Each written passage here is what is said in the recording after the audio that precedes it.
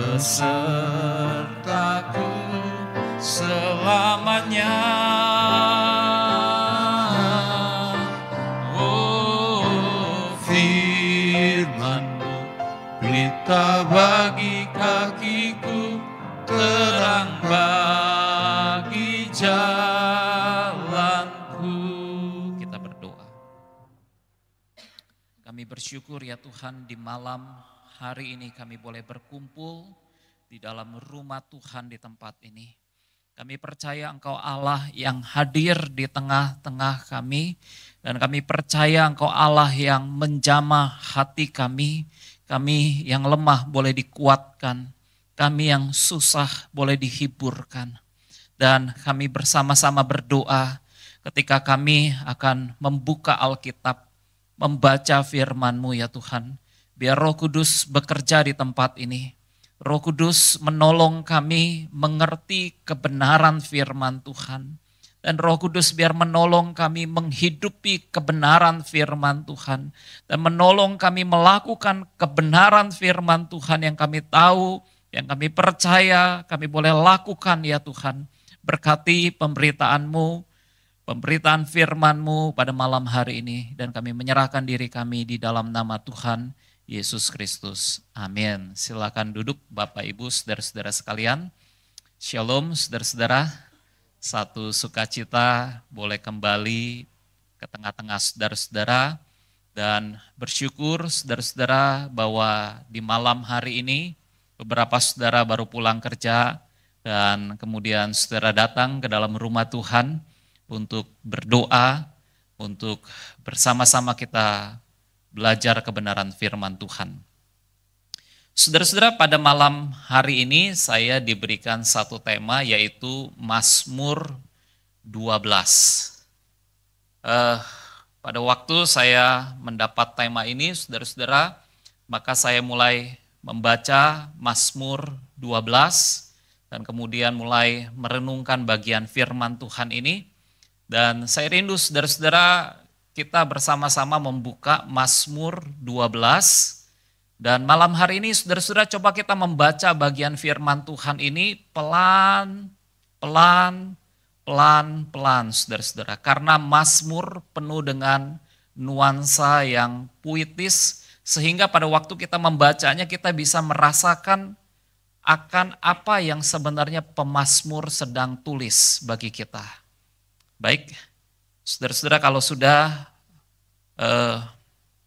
membuka bagian firman Tuhan ini, bersama-sama dengan saya, saudara-saudara, kita membacanya bersama-sama, tapi kita membacanya pelan-pelan ya, saudara-saudara ya.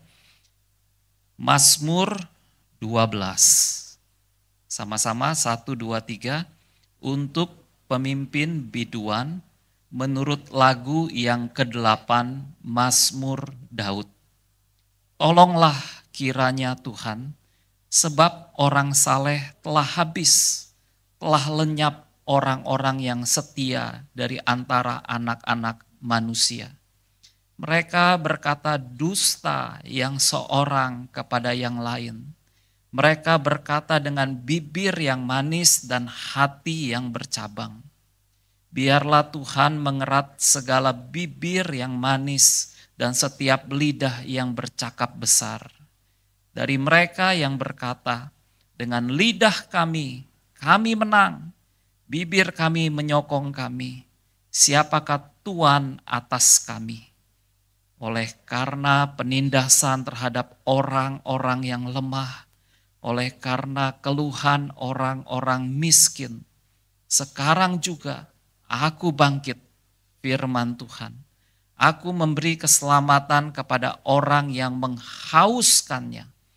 Janji Tuhan adalah janji yang murni, bagaikan perak yang teruji. 7 kali dimurnikan dalam dapur peleburan di tanah. Engkau Tuhan yang akan menepatinya. Engkau akan menjaga kami senantiasa terhadap angkatan ini. Orang-orang fasik berjalan kemana-mana, sementara kebusukan muncul di antara anak-anak manusia.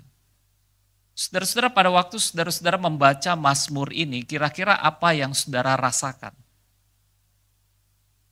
Ada yang mau jawab, saudara-saudara? Tadi kita sudah membacanya pelan-pelan, saudara-saudara. Pada waktu saudara membaca Mazmur 12 ini, apa yang saudara coba rasakan, sebenarnya Daud sedang apa? Kenapa Daud tulis Mazmur ini? Dia sedang dalam kondisi yang seperti apa? Apa yang saudara rasakan ketika membaca Mazmur 12 ini? Ada yang mau jawab, saudara-saudara? Kenapa? Kesepian. Ya. Pak Ros, ada yang mau jawab? Pada waktu membaca Mazmur 12. Terhimpit. Saudara-saudara, pada waktu kita membaca Mazmur 12 ini kita akan melihat satu kesedihan yang sebenarnya sedang dialami oleh Daud. Kenapa Daud mengalami kesedihan ini, saudara-saudara? Di ayat yang ketiga dikatakan, mereka berkata dusta tentang Daud. Yang seorang kepada yang lain, mereka berkata dengan bibir yang manis dan hati yang bercabang. Seorang penafsir Alkitab, saudara-saudara, yang bernama David Guzik, dia mengatakan seperti ini, bahwa Mazmur ini mungkin berasal dari masa kehidupan Daud ketika ia berada di istana Raja Saul. Dan kalau kita melihat sejarahnya, saudara-saudara, waktu Daud berada di istana Saul, Saul merasa iri dengan Daud. Saul merasa cemburu dengan Daud. Karena pada waktu itu wanita-wanita bernyanyi. Daud mengalahkan berpuluh-puluh ribu. Sedangkan Saul mengalahkan beribu-ribu. Saul hanya mengalahkan beribu-ribu. Tapi Daud bisa mengalahkan musuh itu berlaksa-laksa, berpuluh-puluh ribu. Wah, saudara-saudara, Saul sebagai seorang pemimpin, sebagai seorang raja, dalam hatinya merasa begini, wih, masa orang-orang lebih memuji Daud? Masa orang-orang lebih melihat Daud lebih hebat daripada saya? Saya kan Raja Israel. Seharusnya saya lebih hebat daripada Daud. Dan mulai saudara-saudara timbul kebencian di dalam hati Saul terhadap Daud. Mulai timbul rasa iri, mulai timbul rasa cemburu dari Saul terhadap Daud. Dan celakanya saudara-saudara, pada waktu Saul sedang cemburu, sedang iri, kemudian tiba-tiba ada sekelompok orang. Mereka membisikkan kepada Saul, Saul, itu Daud. Dia ingin mengambil tahtamu sebagai raja. Wah, kira-kira saudara-saudara, apa yang Saul rasakan, saudara-saudara? Saul makin senang atau Saul makin benci terhadap Daud, saudara-saudara? Makin benci. Nah, saudara-saudara, pada waktu kita melihat latar belakang daripada kehidupan Daud yang berada di istana Saul, di mana Daud dikelilingi oleh orang-orang yang menggosipkan dia. Daud dikelilingi oleh orang-orang yang berbicara jahat tentang diri Daud. Dan mereka itu membisikkan kepada Saul. Wow. Saudara-saudara, saya coba merenungkan bahwa Daud menghadapi satu fitnah yang luar biasa. Daud sedang menghadapi satu serangan intimidatif yang menyerang dia melalui perkataan orang-orang jahat yang mengatakan hal-hal yang jahat tentang Daud. Saudara-saudara, fitnah juga bisa terjadi ketika Paulus melayani di kota Filipi. Pada waktu itu saudara-saudara Paulus sedang memberitakan Injil di kota Filipi. Dia menangkan satu wanita. Tapi kemudian ada satu wanita yang mempunyai roh tenung yang tiba-tiba mengganggu Paulus di dalam perjalanannya, di dalam pelayanannya. Dan kemudian wanita tenung ini akhirnya diusir roh jahat di dalam dirinya oleh Paulus. Dan saudara-saudara hal ini membuat bos daripada wanita yang punya roh tenung yang bisa meramal ini, bosnya marah-marah saudara-saudara. Ini wanita kan yang bisa menghasilkan uang melalui ramalan-ramalannya. Tapi karena rohnya sudah diusir, saudara-saudara bos ini jadi marah terhadap Paulus. Maka saudara-saudara waktu Paulus berada di kota Filipi, Paulus difitnah, dikatakan orang-orang ini, Paulus dan Silas, dikatakan mengacau kota kita. Mereka adalah orang Yahudi. Dan mereka mengajarkan adat istiadat yang tidak boleh diterima atau dituruti oleh orang Roma. Jadi saudara-saudara orang-orang mulai mengatakan hal-hal yang jahat kepada Paulus sehingga Paulus ditangkap dan kemudian Paulus dimasukkan ke dalam penjara di kota Filipi. Wow. Saudara-saudara, setiap kita bisa menghadapi yang namanya orang-orang yang menyerang melalui kata-kata yang bisa menghancurkan kehidupan kita. Orang-orang yang berada di dunia pekerjaan, di kantor, seringkali saudara-saudara berhadapan dengan gosip-gosip, seringkali berhadapan dengan tekanan-tekanan di dalam dunia kerja, serangan-serangan yang begitu tajam, yang bisa melukai ketika mereka berada dalam satu kondisi. Mereka dibully, mereka ditekan, mereka dikata-katain, mereka difitnah. Dan inilah dunia realita kita. Dunia yang telah jatuh di dalam dosa. Di mana kita akan menghadapi realita dunia yang telah jatuh di dalam dosa. Maka saudara-saudara malam hari ini kita coba belajar bagaimana kita menghadapi orang-orang yang berkata dusta. Seperti Daud, dia menghadapi orang-orang di sekeliling istana Saul yang berkata dusta tentang Daud.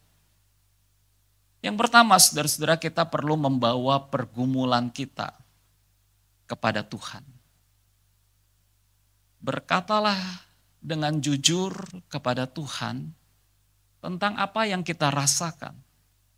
Berkatalah dengan jujur kepada Tuhan tentang apa yang kita alami. Saudara-saudara, pada waktu saya membaca merenungkan Mazmur 12 ini, maka saya melihat Daud dengan jujur, dia berkata kepada Tuhan. Dia berbicara kepada Tuhan, dia mencurahkan isi hatinya. Dia katakan, tolonglah kiranya Tuhan, sebab orang saleh telah habis, telah lenyap orang-orang setia dari antara anak-anak manusia. Saudara-saudara, menarik sekali Daud katakan, tolonglah Tuhan. Daud tahu, sekalipun keadaan di sekelilingnya, ini yang dikatakan oleh David Guzik, Daud tahu bagaimana rasanya merasa sendirian dalam pertempuran seperti ini. Waktu Daud menghadapi gosip-gosip, waktu Daud menghadapi orang-orang yang berkata dusta tentang dirinya, Daud tahu dia merasa sendirian. Di mana tampaknya tidak ada seorang pun akan berbicara dan membelanya. Sebaliknya, ini yang Daud lakukan. Ia membawa kasusnya kepada Tuhan. Saudara-saudara, waktu kasus kita ada di tangan Tuhan, maka siapa yang bela kita? Tuhan. Waktu kasus kita ada di tangan kita, maka siapa yang berperkara? Kita. Tapi kalau kasus kita ada di tangan Tuhan, Tuhan yang akan berperkara. Tuhan yang akan tolong kita. Amin, saudara-saudara. Hal yang kedua, kita belajar untuk mengampuni. Saudara-saudara, ketika orang berkata dusta tentang kita, kira-kira apa yang saudara rasakan di hati saudara? Apakah saudara senang, sukacita, puji Tuhan, terima kasih gitu? Atau saudara merasa terluka, sakit?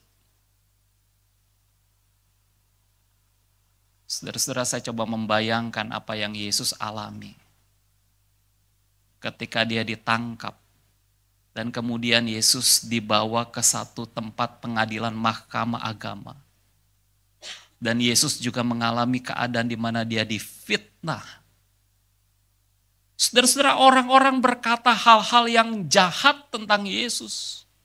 Mereka tidak berkata yang sebenarnya tentang Yesus. Yesus ditampar. Yesus difitnah. Tetapi yang menarik bagi saya adalah ketika di atas kayu salib. Ini yang Yesus lakukan. Dia berkata, "Ya Bapa, ampunilah mereka. Sebab mereka tidak tahu apa yang mereka perbuat." Wow. Saudara-saudara, seharusnya apa yang Yesus lakukan menjadi satu teladan bagi kita. Ketika orang mengatakan hal-hal yang dusta tentang kita, fitnah, kata-kata yang tidak benar, dan apa yang harus kita lakukan? Mengampuni. Mengampuni. Dan mengampuni itu membersihkan hati kita, saudara-saudara. Dari kebencian, dari kemarahan, dari emosi-emosi yang negatif. Waktu kita mengampuni, Tuhan, saya mengampuni. Lepas, saudara-saudara, segala hal yang negatif di dalam diri kita. Kita bisa melihat segala sesuatu dengan jernih di dalam hidup kita. Hal yang ketiga, saudara-saudara. Ketika kita menghadapi orang-orang yang berkata dusta, bagaimana seharusnya, saudara-saudara? Seharusnya adalah kita mempercayai janji Tuhan di dalam kehidupan kita. Di ayat yang ke-7, saudara-saudara, dikatakan janji Tuhan adalah janji yang murni, bagaikan perak yang teruji. 7 kali dimurnikan dalam dapur peleburan di tanah. Seorang pengkhotbah yang bernama Charles Spurgeon, dia mengatakan seperti ini. Betapa kontrasnya antara perkataan manusia yang sia-sia dan perkataan Tuhan yang murni. Perkataan manusia adalah kadang-kadang manusia ngomong ya, kadang-kadang tidak, bisa ya, bisa tidak. Tetapi kemudian Spurgeon mengatakan, tetapi janji Tuhan adalah ya dan amin. Janji Tuhan itu pasti. Jadi saudara-saudara, pada waktu kita menghadapi hal-hal di mana orang-orang berkata dusta, seharusnya yang kita percayai adalah janji Tuhan, firman Tuhan. Dan pada waktu Daud mempercayai janji Tuhan, saudara-saudara, kemudian di ayat yang ke-6 dikatakan, sekarang juga kata Tuhan, aku bangkit. Saudara-saudara, Alkitab katakan ketika Daud berhadapan dengan orang-orang yang berkata dusta tentang dirinya, Tuhan katakan, sekarang juga aku akan bangkit. Aku akan membela kamu. Aku akan menghadapi orang-orang yang berkata dusta tentang kamu. Aku akan mengatakan kebenaran kepada mereka. Saudara-saudara, disinilah kita melihat waktu kita percaya janji Tuhan. Janji Tuhan ya dan amin. Janji Tuhan yang memberikan pengharapan bagi kita. Dan janji Tuhan yang menguatkan kita. Dan saya melihat saudara-saudara pada waktu Paulus ketika dia difitnah dan kemudian dia masuk ke dalam penjara. Apa yang Paulus lakukan saudara-saudara? Dia mulai menyembah Tuhan.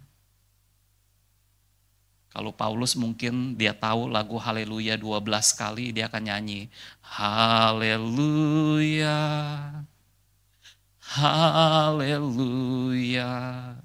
Badannya berdarah-darah saudara-saudara karena Paulus baru saja dikebukin. Tapi dia tetap menyembah Tuhan. Dia tetap percaya. Haleluya.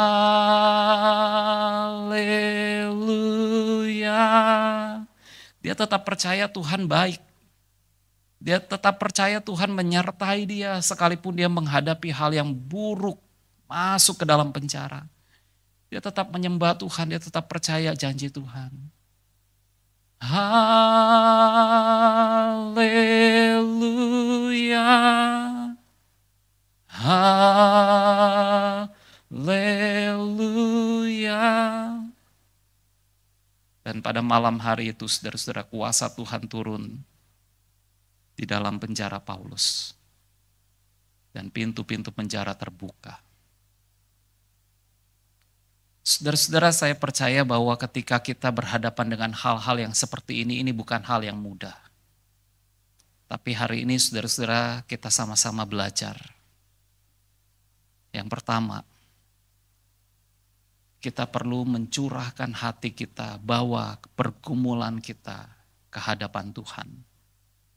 Yang kedua, saudara-saudara, kita perlu belajar mengampuni orang-orang yang melukai kita dengan kata-kata mereka.